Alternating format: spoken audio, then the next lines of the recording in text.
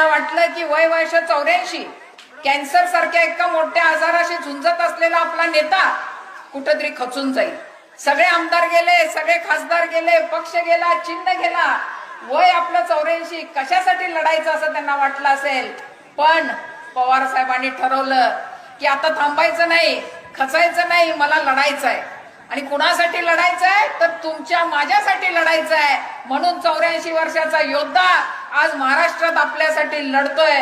आणि आम्ही सगळ्यांनी ठरवलं की ज्या स्वर्गीय कुपेकर साहेबांचं नाव आपण सर्वजण घेता, 1963 सालापासून ते शेवटचा श्वास 2012 मध्ये त्यांनी घेतला, त्या शेवटच्या श्वासापर्यंत त्यांनी पवार साहेबांची साथ सोडली नव्हती. आणि म्हणून आपण सगळ्यांनी ठरवलं की आदरणीय पवार साहेबांच्या बरोबर या लढाईत आपण उतरायचं.